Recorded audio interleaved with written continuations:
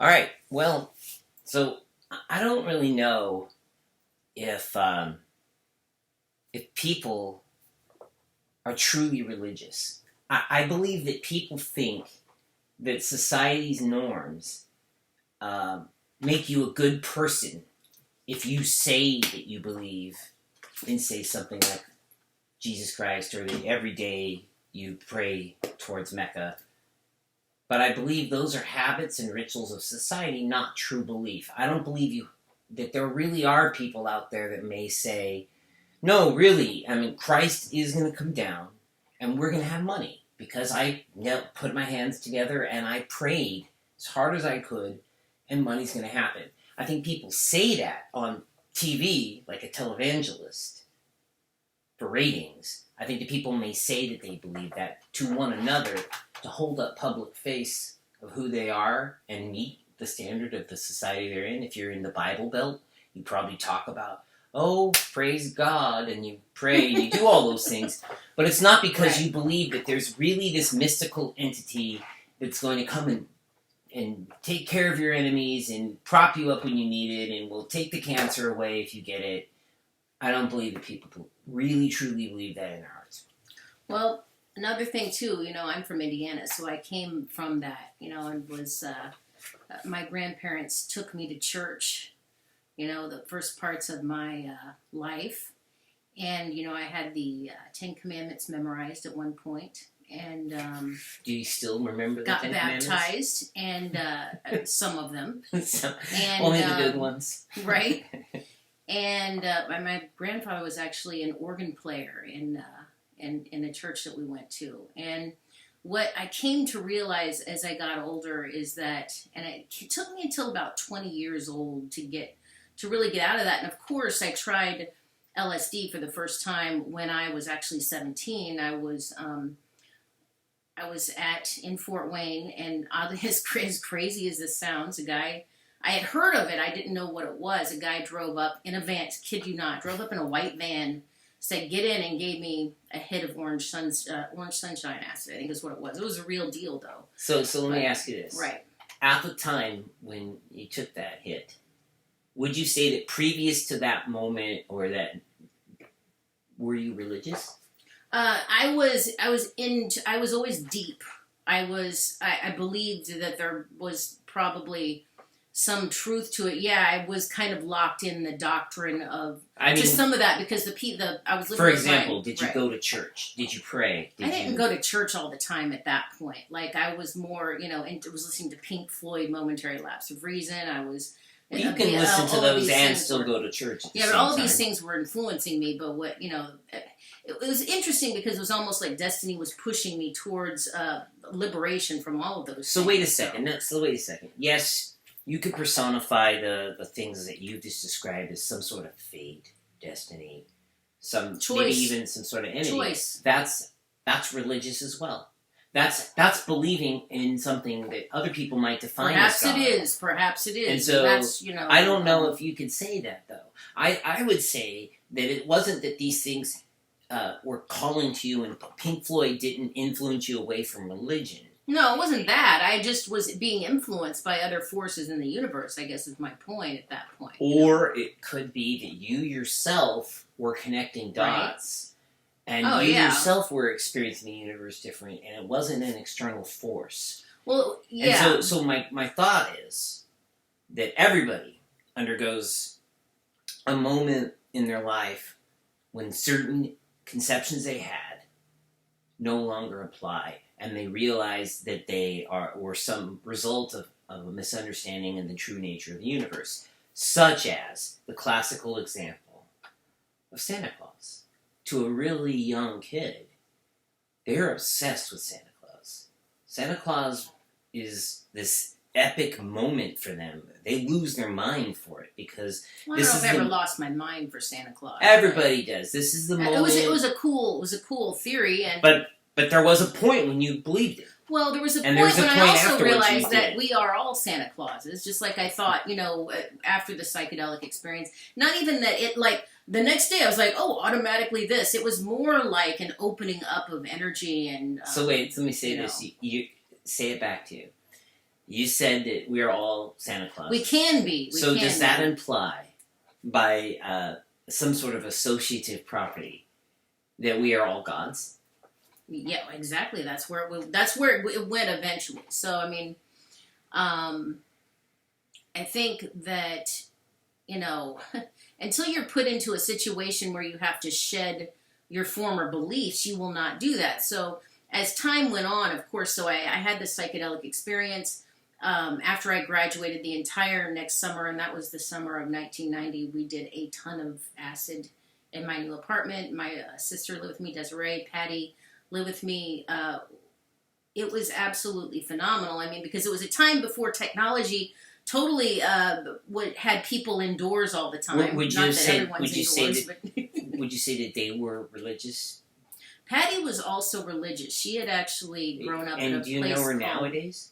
She's still. I know her. I reconnected with her on Facebook. Is she religious now? No, she pretty much went the same path that I went in different ways. It looks like. I mean, I haven't talked to her in a while, but what you come to find is that when you strip yourself out of those realities, you face yourself, you face your darkness, you come out of all of that, and you start to realize that, things are a lot different than you think they were. And that's why you see a lot of people some people go the liberal direction, some people go the conservative direction, and probably... Well, explain on that. Why do you think people take which path of the fork? Right, liberal because liberalism is directly related to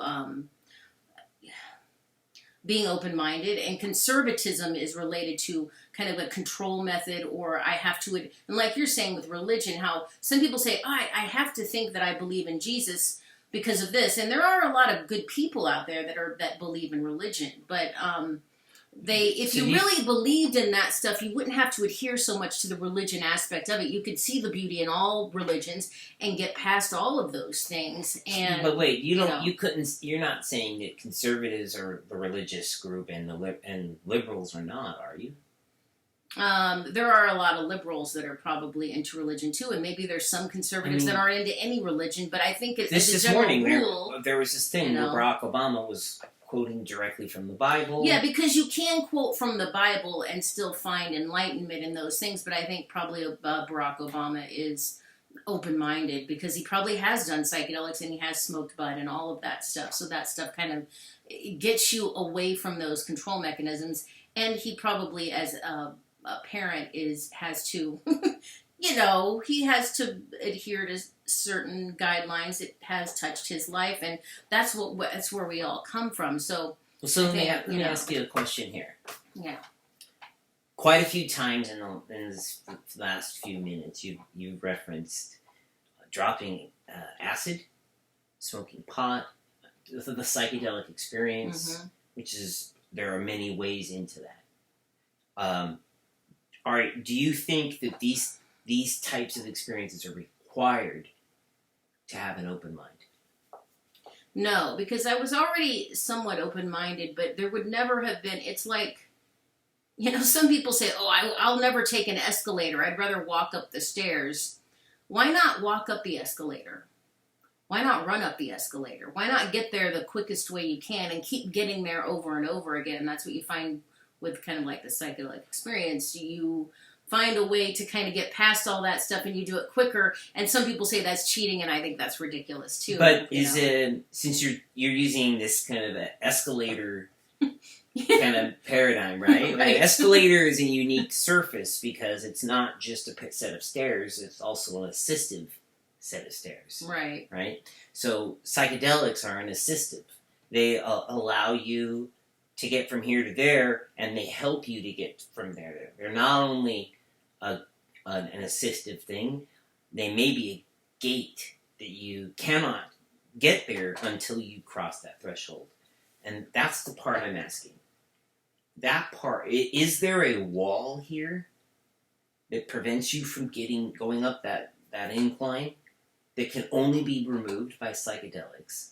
Or is that a line that can be crossed without the use of psychedelics or drugs or marijuana? I think it certainly can be crossed without any of those things, but I doubt that you would have the same experience. I mean, I don't know. I mean, maybe for some people, yeah. I don't know. If you look at people, I mean, pretty much everyone medicates on something these days. Either you're taking antidepressants, or you're taking pharmaceutical heroin, or you're taking, you smoke marijuana. And just like Bill Maher was saying, some of the people that are taking the pharmaceutical heroin are more inclined to be conservative. Some of the people that are taking psychedelics are more inclined to be open-minded. Now, that doesn't guarantee that you're going to be open-minded. Just because you do psychedelics, if you don't got it inside your spirit, then it may go on a bad trip, like your friend did. So is it sort of like open-mindedness, kind of like a requirement of creativity or I would think everything starts with open-mindedness. So the question there then is, what about 200 years ago and beyond? Did Da Vinci take a psychedelic experience? Did he was Mozart? Probably open. I don't know. Maybe they did. I mean, psychedelics, mushrooms have been around for a long time, so who knows? Maybe. But I don't think you do need. I mean, to some degree, you probably don't. But you're still not as free spiritually if you're kind of locked into those kind of rules and regulations. I mean, what if it is that that part before the escalator isn't a wall, but instead it's a line? There probably is no wall in theory. I mean, there's probably not. And what if that experience of being assisted up the escalator is the good feeling that you get from psychedelia, the open-mindedness that you get at the top there? What if there was a way to get there and sustain it? Do you think that there are people who can get up to the top of this sort of escalator and stay there and not come back down? Yeah, I think that's what's happening right now energetically. I mean, my whole life it felt like something is cosmically happening to people, and depends on where you were born on the planet, and to some degree, even in the most conservative regions on the planet, there's probably still people there that think, God, why was I born here? Why did I have to experience this? Probably because they have their purpose to serve there, and they're also helping to liberate people as well. Just anything we think, anything we do affects everything. So, I mean, yeah. The answer to your question is yeah, because I haven't done psychedelics in a while, but they got me so far that now I'm just kind of like, I'm still going, Like, so you think that there's a point of no return? I hope so. I sure as hell hope so. Because to me, I sort of feel like the moment that you realize that there's an escalator there, you can never treat it like a set of stairs again. Well, you can walk up it, or you can kind of ride up casually, That's not what I mean. That's not what I mean at all. If you look at an escalator as only a set of stairs, and think of it as without the machinery, it's now just a set of stairs. Every step is a manual step. Every step requires an exertion of effort. The taller the escalator, effort is the key. The less likely you're going to get to the top of it, because it takes so much energy to climb step by step. But if it's an escalator, you can still make those steps. Right. But you're going to get to the top. Right. Yep. So that's good for humanity, I would say. When you see that the stairs have a button and you push the button and it turns into an escalator and you cross the line, whether you do it with some type of psychedelic substance or a psychedelic or traumatic experience that might happen to you, or the results of some form of a change in brain chemistry, or a simple insight that might be caused by a variety of events, thoughts, etc. And once you see that line can that you can turn that set of stairs into an escalator, that is your point of no return. You once you have a psychedelic experience and you understand even the notion, some of the basic connectivity of what everyone has as a psychedelic experience. They all talk about similar things. That once you go to that psychedelic experience, it has changed the way that you think forever, and that you can invoke a change in mind from a specific substance. And to me, if you truly believe that, then it means you should not ever believe in something that's religious or something that is this kind of like deities or whatever you want to call them. Even if you're just believing in it, you don't go to a particular church or practice. Just believing in any of that stuff occurs to me that, kind of like you're still looking at it as a staircase. Right. That could very well be true. I mean, I think that, to some degree, we're all becoming godlike, or whatever name you want to apply to it, or maybe it's even beyond that. There's no way to really define what, where we're going in this ocean of chaos, just like Timothy Leary said.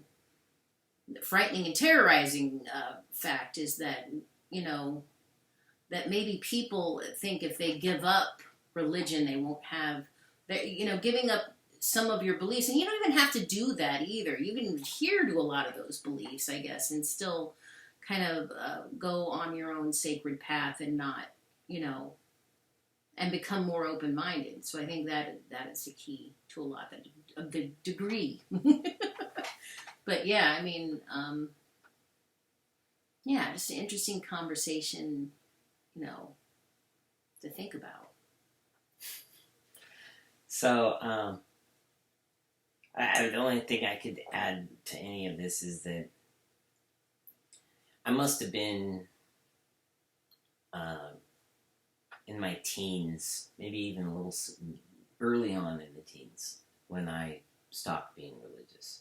Well, even when I was religious, I was thinking about astrology and things like that, and using a Ouija board. And, those are religious things. Well, yeah, but it goes against their belief of what you should be doing. So I think that was always. Well, okay, so there's a difference between. I do believe. I am a spiritual person. I'm just not a religious person. So let me put it this way, though. There's definitely a difference between a Christian and a Wiccan, but they're both religious.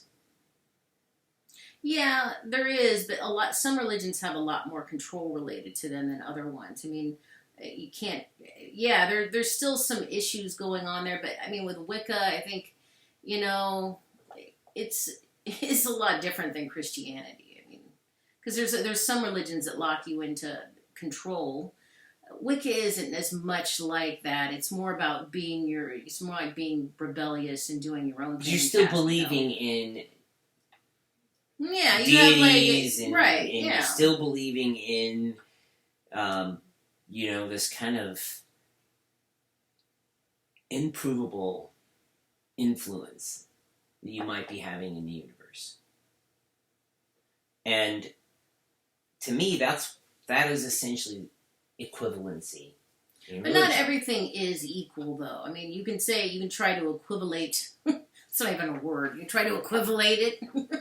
You can try to say that things are equivalent, but they're not. They're not really. I mean, the complexity of things. Things are more complex. So wait a second. Than people want to think about. Let's just say this. Let me see if I can say this back. True, Christianity and Wiccan are not equivalent, but on some parameters, they are. On others, the big ones, the important ones, they differ greatly.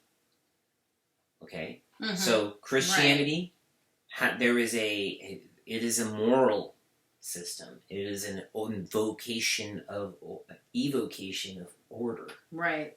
Whereas Wiccan is possibly the invocation of disorder or chaos. Right. Yeah. And the other thing is that one has a staunch morality to it, whereas the other one does not. Or maybe one could be said to be ethical, and the other one the reverse of that. And maybe even in some cases, they are polar, in that one can't have the other. Like, they are mutually exclusive, perhaps, in some of their beliefs. Right, and I don't know if the goal is, as a part of the human experience or beyond human is to I was thinking there. I think that you you can enjoy life, and you can think about some of these things as being sacred. You can also, where you're coming from, I think, is like, maybe there's nothing out there. Maybe there's nothing, like where a lot of people go is atheism, I think. And there's, if you look at, like, again, Bill Maher, that guy seems incredibly enlightened to me, but he doesn't believe in any kind of religion. And I don't think there's anything wrong with that either. I think people get freaked out. Because at the core, what I think is that we're all sacred no matter what. So I kind of respect that in a way, but I think there is something out there. But I respect the fact that a lot of the time he's like, I don't know. And that seems more humble than saying, I know absolutely this or I know absolutely that. The minute you do that, you kind of lock yourself into this kind of like limitation, right? You don't. And that's why it's so powerful to get out of that limitation. Well, what we've seen too is that even something even amazing folks, about that. many scientists also had religions, Right. and Science is important too. and science itself, capital letter science, is a form of a religion. For example, Right. many people believe that airplanes can break the speed of sound. And yet they cannot tell you the science of how that happens. But they believe just because you don't and know they believe how that something happens. it isn't doesn't God mean- that did it. They Yeah. believe that it was science that broke the Right. sound barrier. But they have no idea to tell you what the equation for the flight trajectory was, no way to tell you about the science of how sound can even be broken or how that sound effect got to us. But they believe in the science of it. So capital letter S science is, to me, another religion.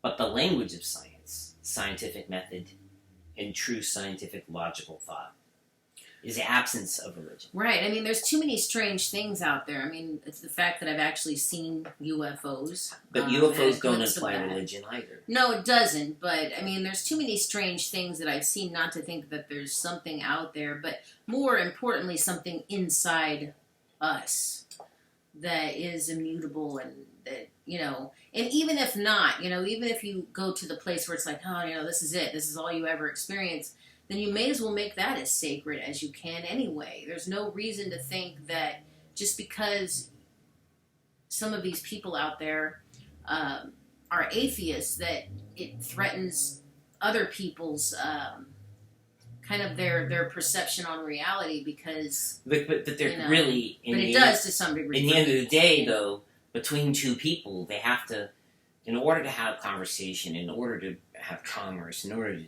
do things with another person in the room, even if to do is to ignore them, you have to acknowledge a set of ground rules in your own mind. There is one universe. Absolutely. There is one reality. Well, yeah, up is up and down is down. Right, well, and you can't also- disagree about that. Yeah, your experience, right? Like, I'm extremely spiritual, so everything in my life has shown me that there are some profound things within all of us and out in the universe and beyond death or whatever. So, I mean, I have no doubt about that. I mean, even if I'm wrong, that's just what my life has shown me. So what else can you do? So, I mean, also compassion and all those things. So, I mean, I think that's what a lot of people miss sometimes, is the compassion aspect of it. So, I mean, again, you think about these people that are not religious at all, they're actually more compassionate than a lot of religious people out there. That tells you a lot about what the control mechanisms of religion. I'd be careful about a lot or some and what those mean. That's Simply just my because perception it's of it. been my experience that the way you're treated, for the most part, the way you're treated varies from location to location, and not because of belief, but because of society itself. So not because of Christianity do some people in certain counties in America disrespect, say, a person from Mexico? It's not because Christianity is to blame.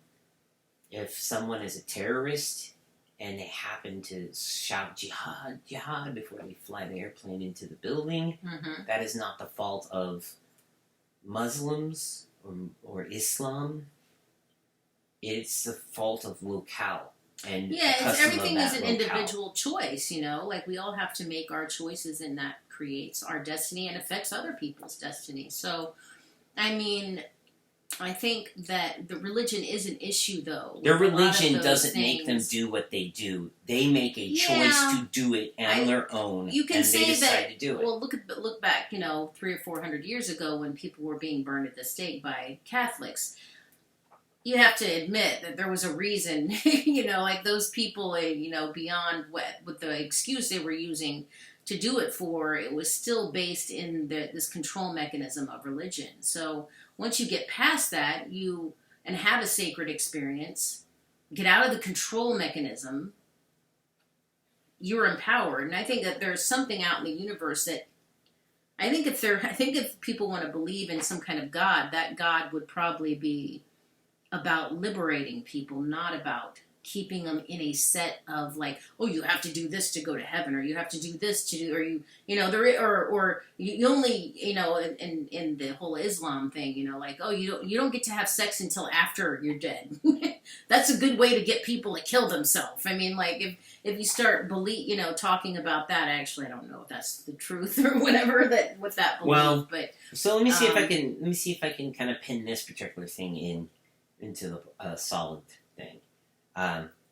So a lot of what you're talking about is about returning to more, when you say sacred, I think you're talking about like returning to more of an original thought that the entities, spiritual or otherwise, are out there and they're part of the external world. Right. But you yourself are at the core of that. That was originally the kind of spawn of more of a tribal people, right?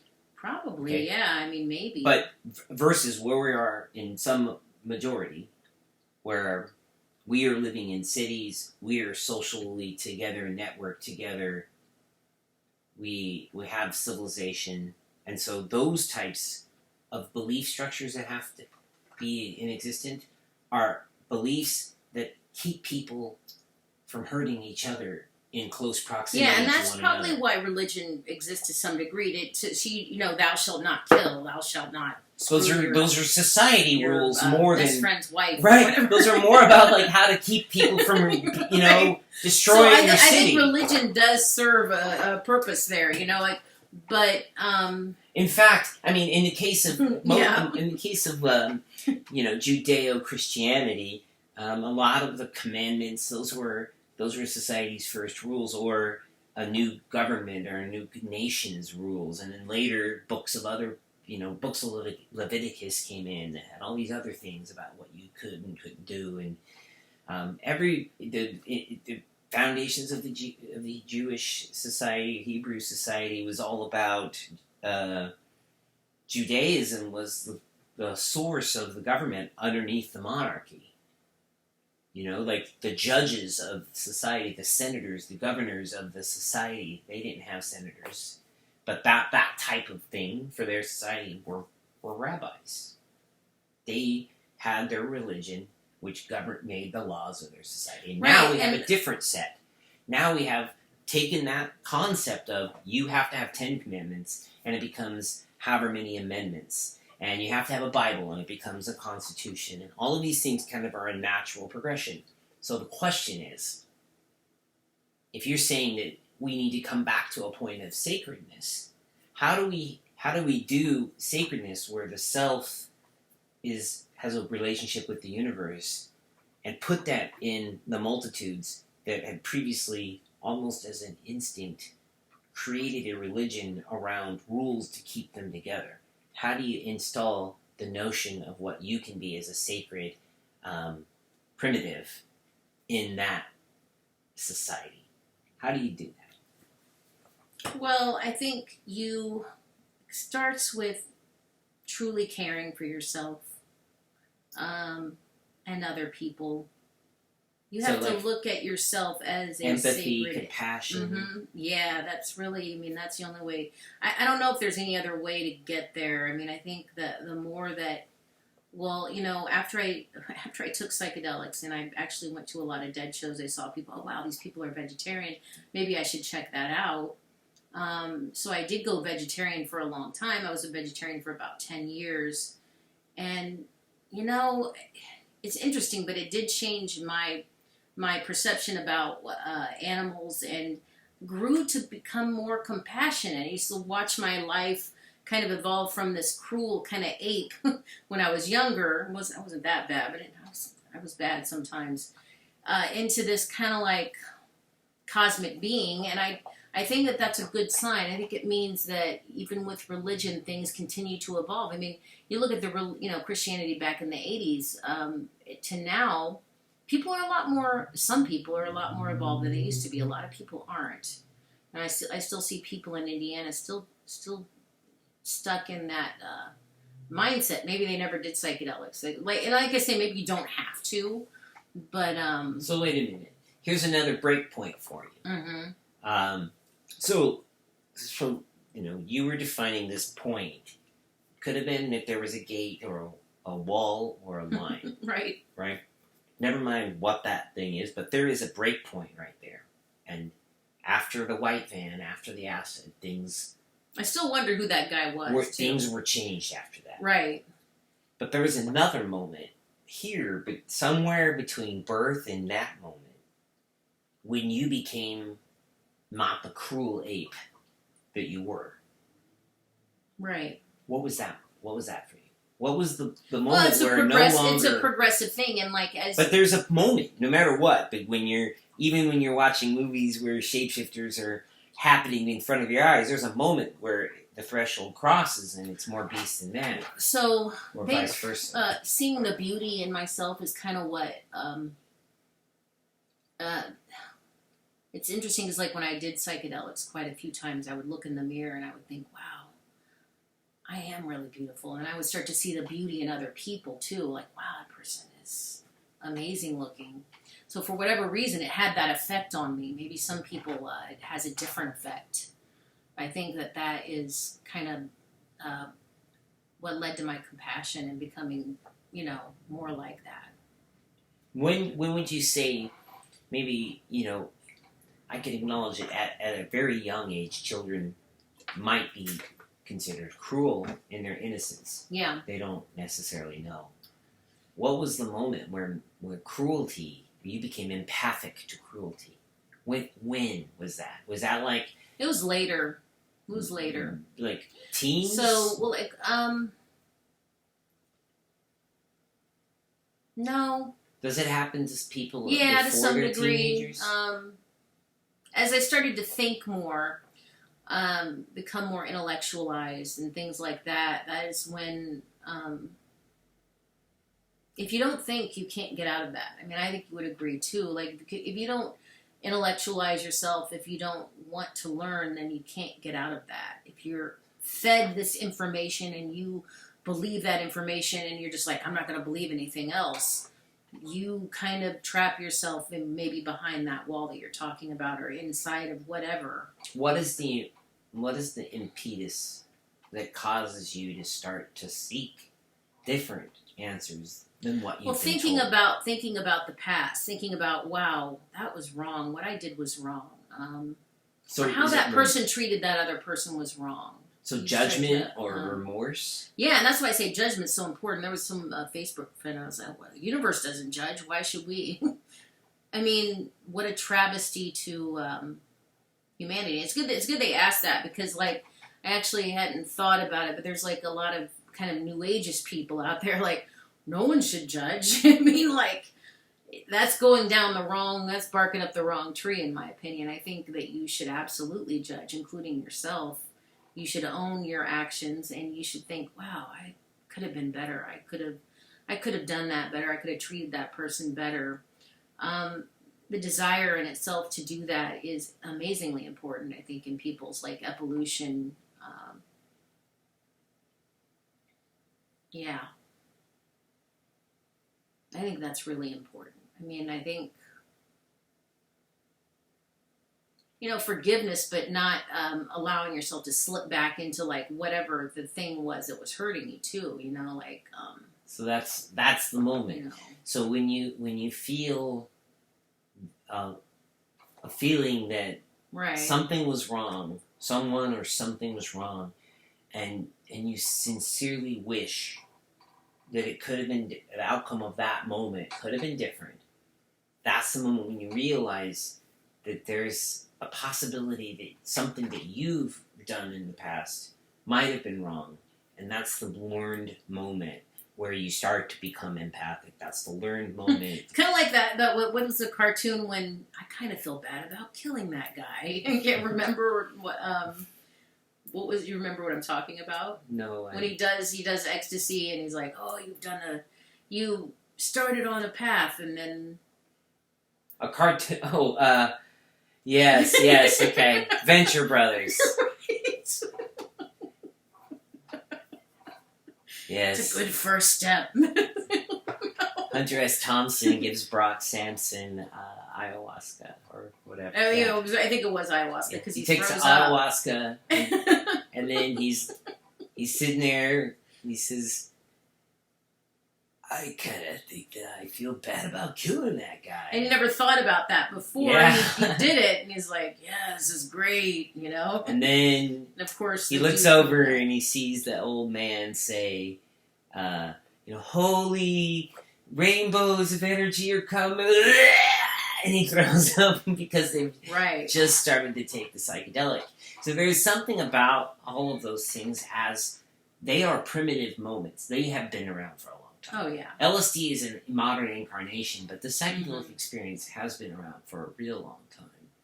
And those things have been affecting the ages of our human evolution for a long time.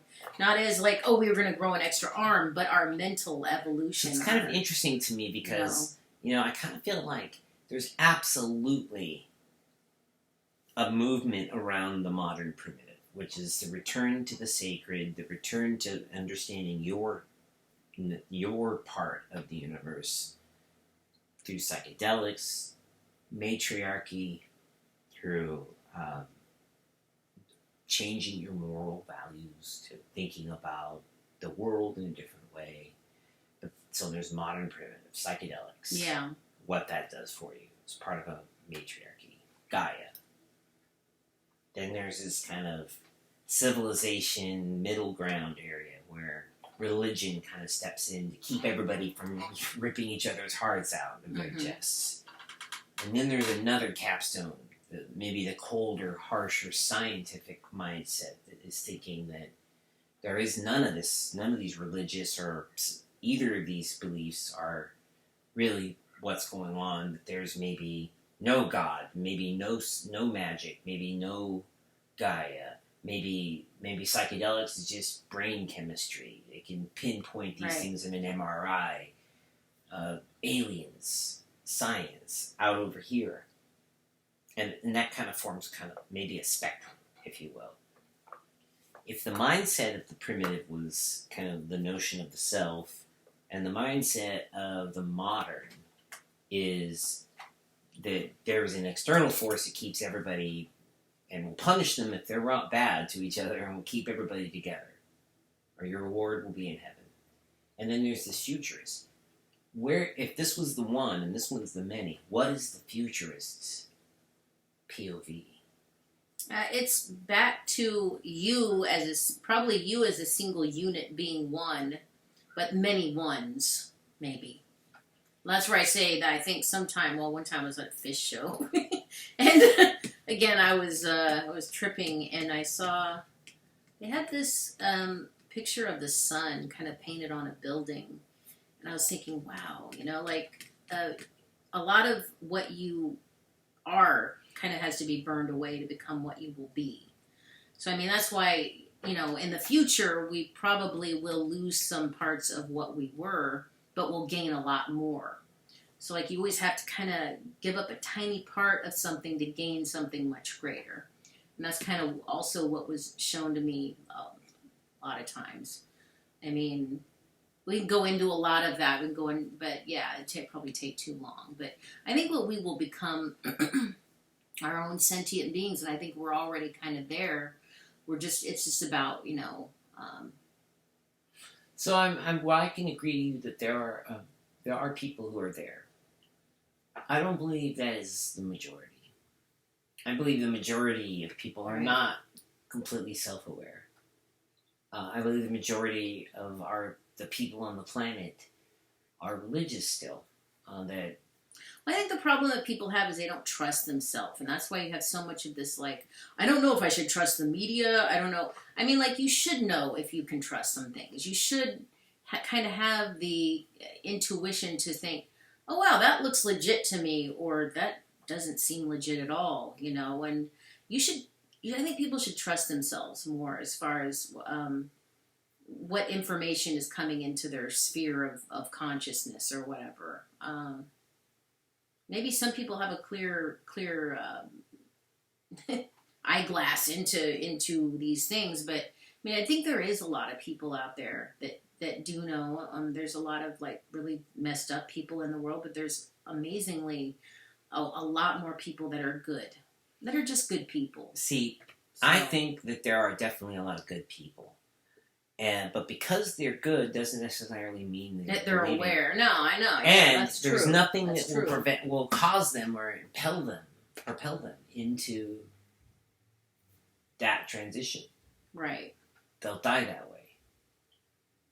I think a catalyst is needed. It's probably required. Yeah, I mean, the more, to answer your question, it probably is needed.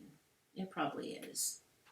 And it's amazing when you finally do take that step. What will be the catalyst? You say that a catalyst for an individual might be a psychedelic experience. Right. What will be the catalyst for a society? If aliens came down in ships, that'd be nice. That'd be a nice psychedelic experience. Please, aliens. I think they're already. Actually, I think they're already there. Just we can't see all of that right now because our perception isn't. So it's interesting. It's interesting because movies like. And we are the aliens to some degree. I mean, I understand that I'm also connected to that energy. We're someone's alien. Were we to meet a Vulcan, we would be just as alien to a Vulcan as a Vulcan would be. Well, yeah, that's a good point too. I mean, but I think so. Whether it's a movie that, like, some movies depict the alien experiences as if some sort of hyper evolved creatures that come down and kick down some. I don't know if that's necessarily the key. Or they're an evil invading force, imperialistic and ready to take us all for our food and our water. And you look how diabolical people look at things sometimes. I mean, like, if it did happen right now, it may not be a good thing because people demonize things way too much right now. They sure do, or they angelify them. So the question here is, though... yeah, do you see good spirits or do you see bad spirits? When you see the aliens come down, there will be people who equate them with angels and others who equate them with devils. But they will be neither, because when they come down, it will be coming down in the language of science. And it will be coming down from a position that says that there is no God. That the things that you might have seen as God were just parts we went through. And that's actually what if the aliens come down and say, "Here's another 5 commandments"? And they're right, like the movie Contact, right? I mean, I think that movie kind of nails it on a profound level. Everything that's there blurs the line. Is it science or is it religion? Did she go through a wormhole and see a hologram of the image of her father and talk to an alien, or did she have a near-death experience and talk to the ghost of her dad? And maybe those two things are similar in nature. Maybe it's the same event described from 2 different points of view. And that's the thing about Contact. That's the thing about Interstellar. That's the thing about Arrival. Those movies, 2001, all of these movies feature coming out the other side and having a new understanding as the result of the alien experience that empowers shift in the consciousness of the entire planet at some point. Close Encounters does not do that. E.T. does not do that. Nor does Independence E.T. Day. goes more in the direction of your heart light.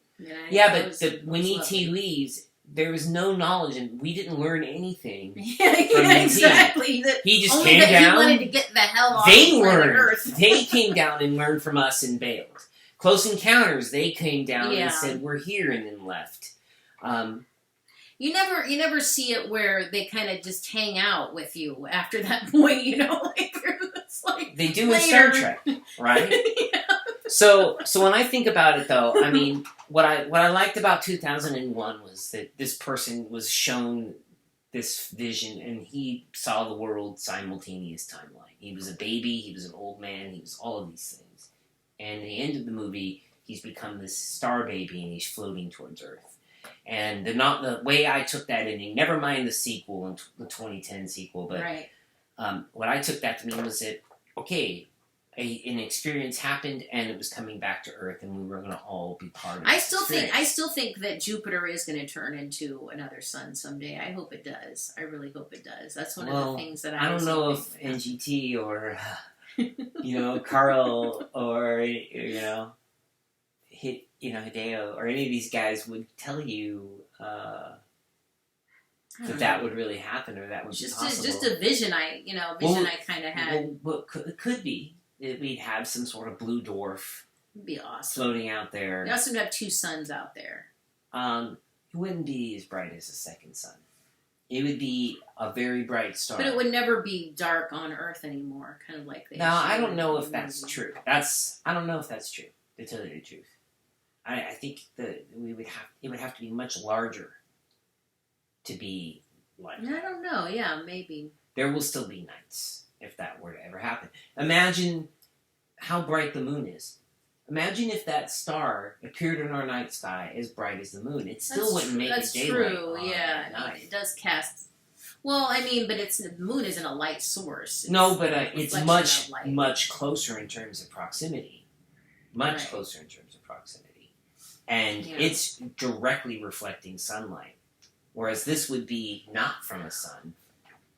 So, the other thing I think about it would be interesting if we had a second sun.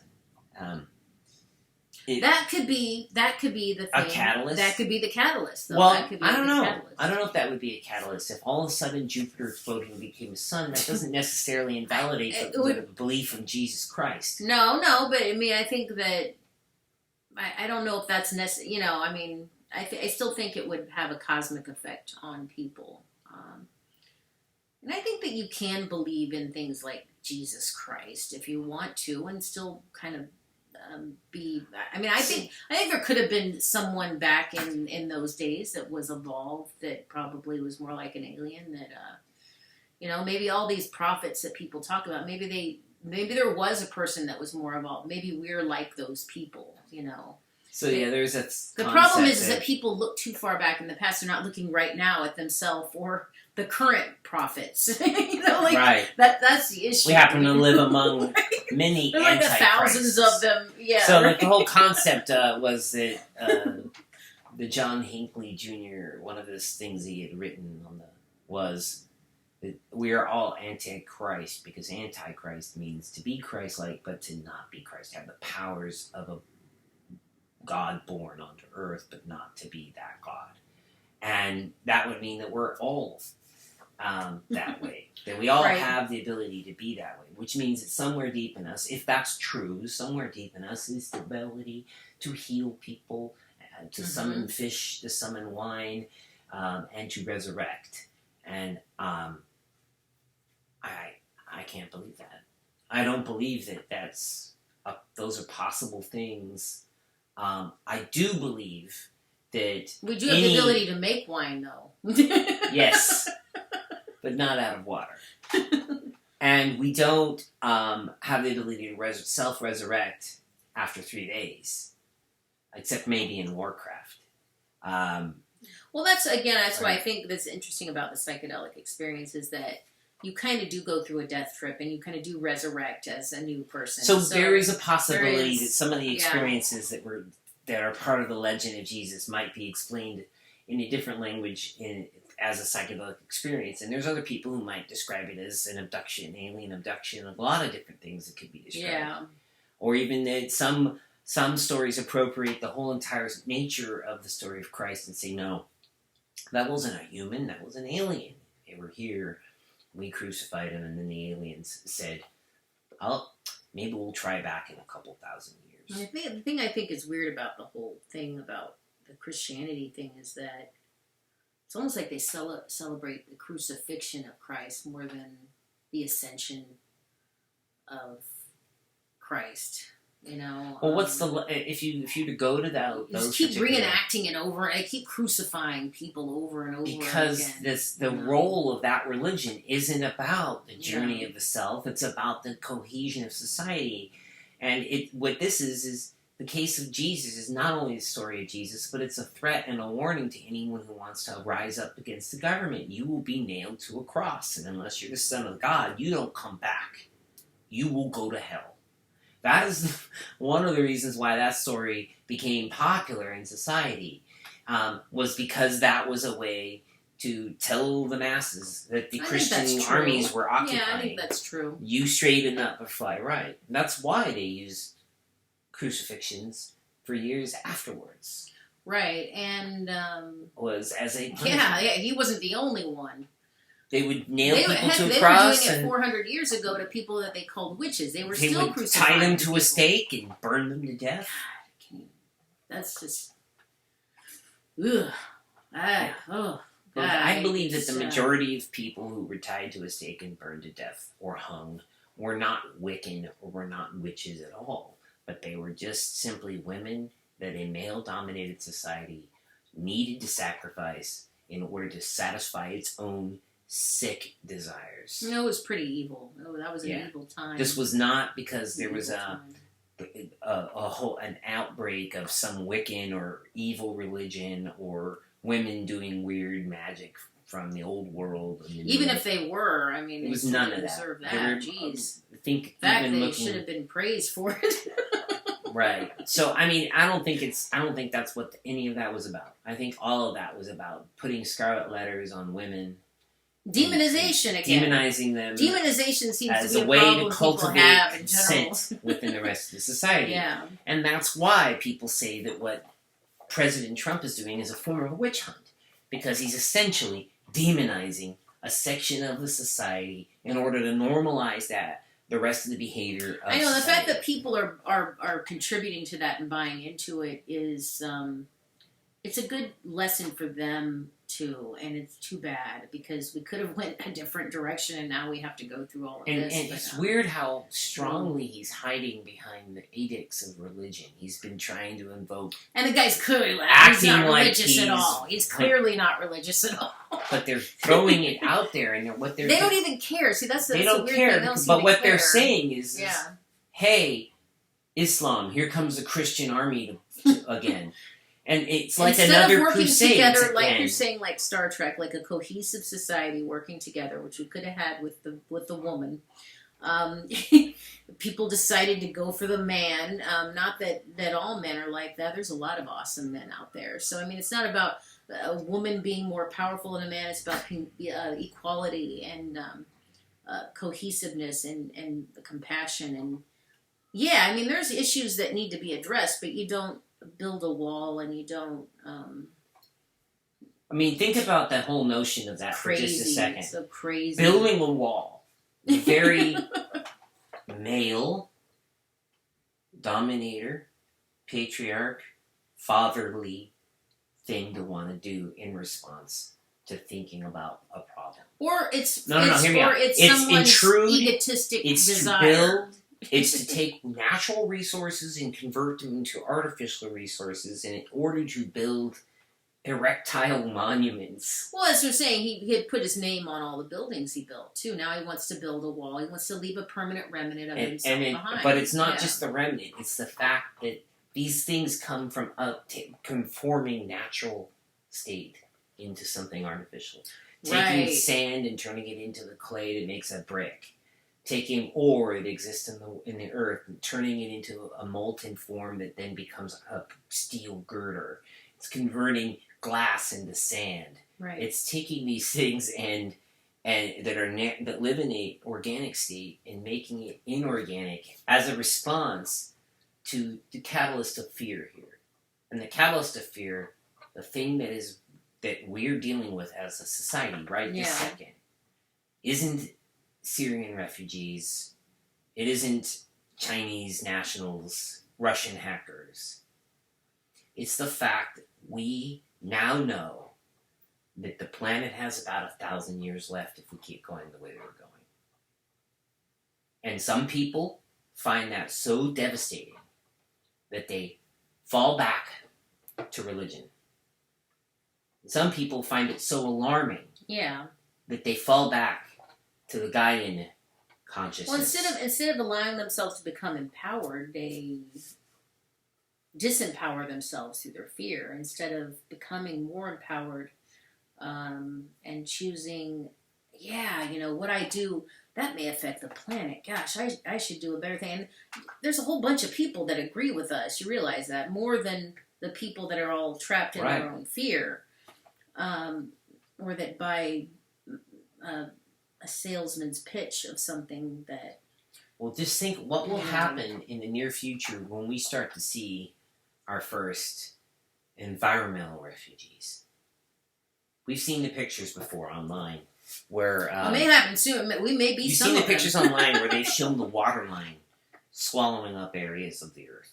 Like parts of Asia that are just swallowed up by the water. Right, and it'll be up to people's And they're choice, saying this is 50 years, maybe less out, right? We're hearing about, a continental plate of ice the size of Delaware that had a shattering crack that indicated it was going to fall into the water. Right. Soon, what if we start to see a runaway effect, like Day After Tomorrow style, right? Where the ocean current slows and then the planet gets icy. It won't be spontaneous, according to climate scientists. It won't be like an overnight flashpoint and everything's frozen. Elephant's still frozen with food in its belly. Well, I think we have a lot of time to fix the mistakes we make, and this was a big mistake. And I think we do have time to fix it. Yeah. But we don't have too much time before we start doing irreparable damage. In the case of creatures on the earth, I know the bees, sea creatures, certain whales, Yeah. land animals like the big cats and elephants. No, I know that. All of these things will have an effect on the food chain. I mean, it's interesting because people were actually more open-minded about this stuff back in the 90s than they are now. I mean, it is a combination of people's negativity and their fear that get them trapped into these things, and then they get taken advantage of, and then maybe they learn their lesson or they don't. But they'll have to go through that to figure out why that wasn't a good choice. I think what we're going to see is environmental refugees from places that no longer can sustain life because we may become some of those environmental refugees. Right. Here in America, as in Day After Tomorrow, we had to migrate to Mexico. Right. Or if it'll be like Elysium, in which the wall isn't a wall at all, but it's space. That the rich live in some sort of ring around the planet, and the poor live on the surface of the earth, and the wall is the amount of air between the two. Yeah. Or, any of these things. I think a natural, fear-based patriarchy response is to say, we better build up strong borders to protect our shit when these people come flooding in from the rest of the world that's going to hell. You may be nailing, maybe that is a core of why people are, maybe they're so trapped in their fear and what they're apocalyptic. There's a large group of people, not these people, but people that feel that we're approaching some sort of an end time, whether it's a religious end time. See, I already approached my end time a while back and came out the other side, so now... That's true. I think that, like that X-Files, they said that the Native American tribe had this notion that when the white buffalo returned, it would be kind of like the end of their society, and the white buffalo has come and gone. Like, we've already faced it. Another notion is that the rise of the Nazi Empire... We're already living in the future. We just have to realize there's a feeling that the rise of the Nazi Empire and Adolf Hitler himself was sort of a feeling of the Antichrist, and that we've Mhm. already faced the Antichrist and beat it, and we've moved on, that we've passed the There are some apocalypse. people living way ahead, and then some people living like 400 years behind. You have like a lot of like time dilation happening on the planet. Just internal concept time. Right. dilation. See, that's But you also the have interesting people thing, who too. think that there's a nuclear apocalypse that could potentially. See, that's what I think. That's what I think that the alien consciousness is, though, or the ultra-terrestrial consciousness is about understanding where you are in the perception of reality. If you're like living somewhere in like a Star Trek reality, and these other people are living about 400 years ago, where they're still making women, wear black Right. shit all over their face, and that's a lot of like clashing like reality, like a So we wave bring- hitting the sand. We bring those right? two people together, and the person from 400 years ago could still throw a brick at the Star Trek nerd. That's right. Okay, That's right. so they, even though they may live in different realities, they can still directly impact each other. And Mhm. in that case, again with the environment, Worlds colliding in so effect. some people are even making the notion of like, well, yeah, I have already sold out that the world's over, and so fine, let's go ahead and get the oil out of America. messed up. Let's get Yeah, the coal that's out of really messed America. Don't worry about it because, don't worry about Social Security. Don't worry about any of this stuff because, 2 generations away, we're going to all die from a plague or Yeah, and an I environment don't or a believe nuclear that's bomb. accurate either. And I so don't think it's anyone- interesting. There was this movie I think was kind of a little bit of a sleeper for some people called Tomorrowland that Disney put out. And one of the whole core plot point, spoilers for Tomorrowland, the whole core Right. plot point was that when George Clooney's character was a kid in the in the 60s and maybe, as a kid, maybe late 50s and 60s, people looked at the future as like, we're going to be flying around in jetpacks and we're going to be going to outer space. And when he went to Tomorrowland, that was the world he saw. But today, we look at the future as climate death, nuclear apocalypse, zombie plague, outbreak, economic collapse, Mad Max, all of these kind of things. And when they go to Tomorrowland nowadays, that's the world that they're presented with. And Because it's all about our choice. We have to support the people that will believe in saving the environment. And that's definitely not someone like Trump, which is mind-blowing why people would have even bought into that. Because you do have the power to change your destiny, and that's what a lot of people, instead of living in fear and thinking, oh, this is the only solution for this, think outside of the box and think about what other things we can do. Start believing in facts, start believing in science.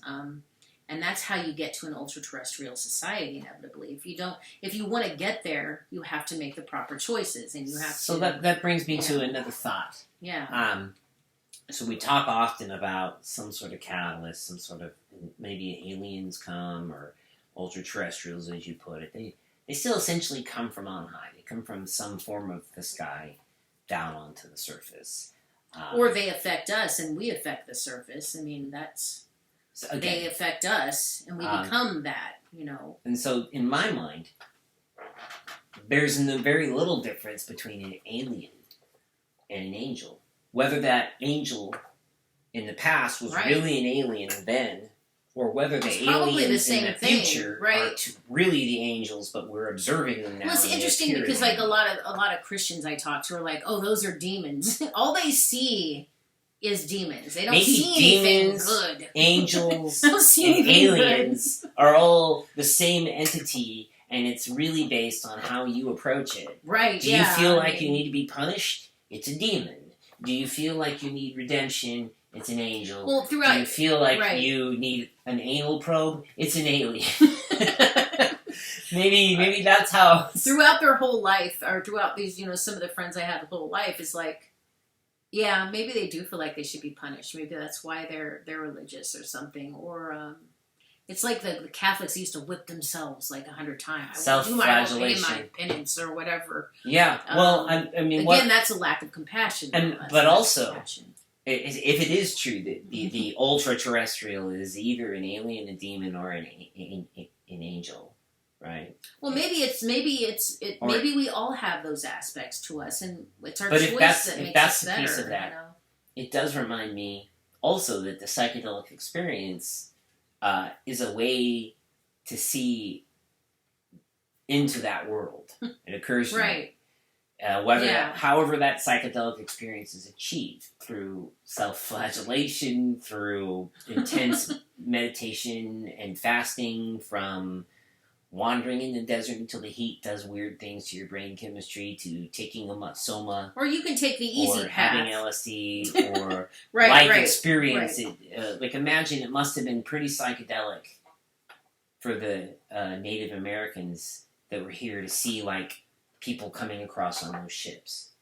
Even if they weren't taking shrooms or eating weird stuff off of the roots and bark of their world, that must have been, I mean, just as likelihood it must be a psychedelic experience to be an astronaut looking down on the planet at a moment. Psychedelic experience does not necessarily imply brain, like you have to take an external thing. It's overall, to me, it is a. But if someone happens to drive up in a white van and give you put something a little for thing free on your tongue, and then drive away, you may take that as an interesting. That's right. Like the universe is like, here you go.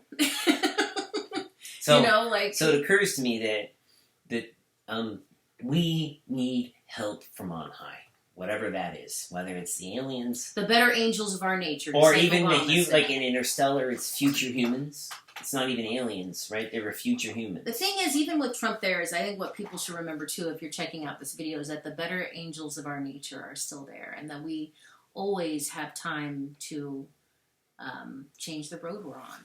And this is a long video. We want to do like more videos, like sharing our thoughts and stuff, and maybe eventually we'll do like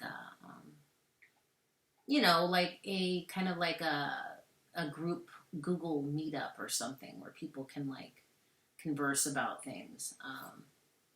But yeah, I don't know. Is there anything you want to add? Nope. We don't want to give you too much. We don't want to give you too much of what we're thinking, and then have you be totally rejected, or feeling like you can't watch it because we're talking too much. But yeah, thanks for checking this out, and we'll do more videos. I'm actually on a parasite cleanse right now. I started taking black walnut holes. I think everyone has parasites, and I'm actually feeling a lot better, less anxiety. You have worms in your butt. Or worms in your body. Who knows? Worms in your brain. No, but check out black walnut holes. I'm starting on that. I've been on that for almost a week now. I actually feel like I have more oxygen in my body. I feel like I'm breathing better. I feel like I have less anxiety. And throughout this whole election process, it's been amazingly intense. And I think because my health wasn't where it should be. So now I'm getting that together. And everyone out there will make it through these things. And there's a lot of awesome spirits helping, and we're some of those spirits. So have a wonderful day. Anything you want to add, Jack? Stay classy, San Diego. See you later.